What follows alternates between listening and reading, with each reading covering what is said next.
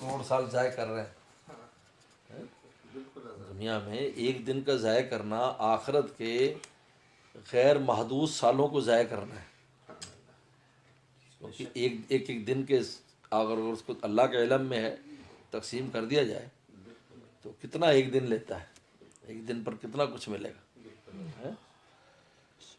اور یہ تشویش قلب جو ہے وہ انسان کو عبادات اور دوسری نیکیوں میں یکسوئی نہیں آنے دیتی. جب یکسوئی نہیں آتی تو اس میں اخلاص نیت اور عمل میں رجوع اللہ وہ نہیں رہتا. حکیم علامہ تھانوی فرماتے ہیں کہ یکسو قلب ہی اللہ تک پہنچ سکتا ہے, مشوش قلب نہیں پہنچ سکتا.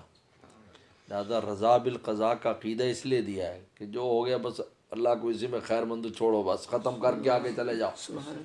نہ خسارہ دیکھو نہ نفع دیکھو, تشویش نہ آنے دو, دل کی حفاظت کرو. یعنی عجیب بڑے بڑے ہم نے بزرگوں واقعات کہ تشویش قلب سے بچنے کے لیے انہوں نے کسی شے کو نہیں دیکھا کہ بس نہیں یہ نہیں چاہیے, اس کو کاٹ کے رکھ دیا اس شے کو. کیونکہ دنیا عجیب ہے کہ دنیا کے ہر تعلق اور ہر کام تشویش قلب پیدا کرتا ہے. پیسہ زیادہ آ جائے تشویش, کم ہو جائے تب تشویش, دونوں تشویش پیدا کرتا ہے. یہ دنیا ہے ہی چیز سوائے تشویش کی. میں تو دیکھے کچھ بھی تشویش ہی ہے. تشویش قلب کو ختم کرو. ہاں, اس لیے حضرت تھانوی نے فرمایا ایسا نوکر اور ایسا ملازم اور ایسا خادم کہ جو آپ کے قلب کو تشویش پیدا کر رہا ہے, یعنی اس کو کہنا پڑتا ہے وہ کرے نہ اور پھر بار بار کہو, تو فرمایا کہ تم اس کے نوکر بن گئے. اب اس کی جب ایک ڈیوٹی لگا دی تو خود ہی کر دینا کرنا چاہیے, تو تمہیں خود وہ پریشان کر رہا ہے. فرمایا اس سے جان چھڑا لو تاکہ دل کی تشویش ختم ہو جائے. یہ ہمیں بھی تجربہ ہو گیا حضرت اس بار جو 6-7 مہینے ہمارے اوپر گزر گئے. ساتھ میں گھر والا سے ایک دن پہلے حساب ہو رہا تھا کتنا عرصہ ہو گیا میں حضرت کے پاس نہیں گئے.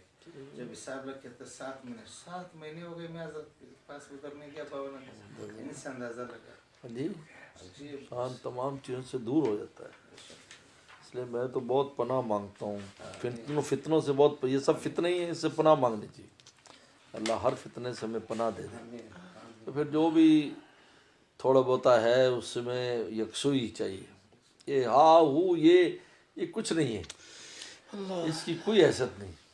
ایک آدمی کہیں بیٹھا ہے اور وہ وہیں بیٹھ کر اللہ اللہ کر رہا ہے اور خدا کو راضی کر رہا ہے, کیا اس کو کوئی جانتا بھی نہیں ہے. خدا کیا بہت بڑا مقام ہے اس کا. یہ اللہ تعالیٰ کی مرضی. دیکھو کتنے ستارے جو مجھے آپ کو نظر نہیں آتے, لیکن ان کی روشنی زمین پر آ کر ہمارے پھلوں کو میٹھا کرتی ہے, ہم تک پہنچتی ہے, ہماری صحت بناتی ہے, ہمیں نظر نہیں آتے. تو کتنے ایسے لوگ ہیں جو اللہ اللہ اور ان کی نیکی سے ہمیں فائدہ ہو رہا ہے, ہمیں ان کا پتہ بھی نہیں ہے. کچھ ہے جن کو چاند سورج بھی بنا دیتے ہیں, جن کو وہ ستارے جو ہمیں نظر بھی آتے ہیں. یہ ان کی ایک تقسیم ہے, لیکن انسان اس کو یہ مقصد نہیں سو بنایا کہ یہ ہو جائے تو ایسا بس کام میں لگا رہے, انہیں دیکھے کہ اس کا نتیجہ کیا. ہمارے والد صاحب جیسے تھے, یعنی ان کو عاشق خیال میں بھی یہ بات نہیں آتی تھی کہ مجھے بھی کوئی جانے گا یا جانتا ہوگا یا میں ایسا کام کروں کہ مجھے لوگ جانیں. اس فکر میں ہی نہیں رہ پڑے.